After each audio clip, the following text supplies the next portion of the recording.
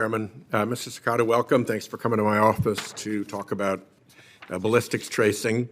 I believe we agree that when local law enforcement roll up to a crime scene and find, for instance, a cartridge in the sidewalk, the quicker that those local police officers can identify the firearm that left that cartridge, that leaves distinctive markings on a cartridge, the better off they are, and that can both help officer safety and investigative effectiveness. Is that correct?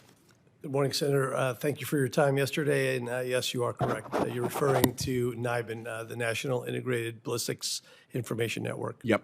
I look forward to working with you on trying to make sure that the database is robust as possible and that access to the information is as quick as possible.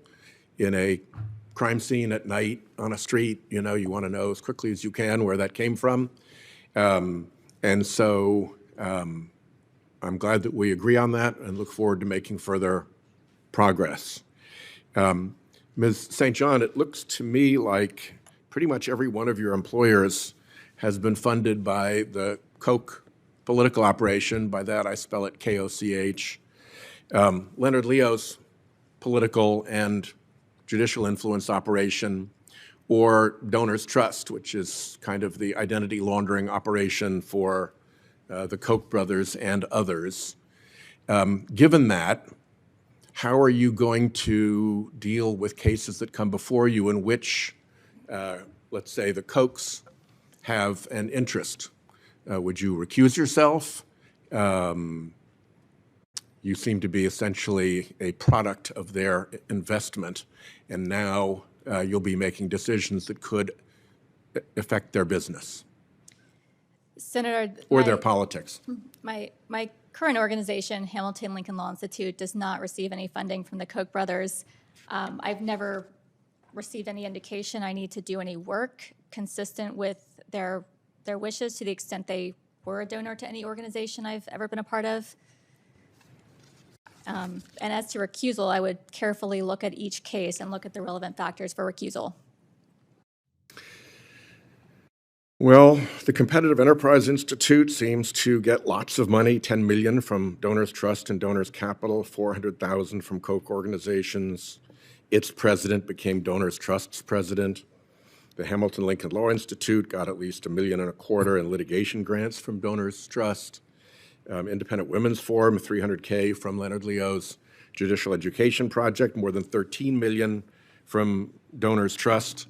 So if you think that that's not something that you need to be concerned about as a judge, all that history, then I'm very disappointed to hear that. Mr. Davis, how about Qui Tam cases? You say they're unconstitutional. A Qui Tam case comes before you. Are you going to recuse yourself based on your stated opinion that that cause of action should not exist? Senator, in a capacity not as a nominee, I spoke about Qui Tam actions. However, there's binding en banc precedent in the Fifth Circuit. If a Qui Tam case came before me, I would follow that binding circuit precedent. Yeah, but there's obviously a certain amount of lien in judicial decisions. You're not automatons out there. How would you convince a Qui Tam plaintiff that you're not going to lean in every subordinate decision along the way against that party's interest because of your expressed views on Qui Tam? Senator, in the past, I offered views on one aspect, which was the constitutionality. That is something I have spoken publicly on. But as a nominee and as a judge, if I were so lucky as to be confirmed, I would follow the law faithfully. I would follow all. Yeah, I get that. I get that. But I've also been a lawyer for a long time now and know a lot of judges, spent a lot of time in court. And anybody who's spent a minute in court knows that the judge is not an automaton. And everything from procedural rulings to scheduling rulings to undecided elements of a case allows the judge very substantial leeway. And if you're not prepared to listen to a Qui Tam plaintiff fairly because you think they're there unconstitutionally, that's something that you should consider as a judge, shouldn't it, you?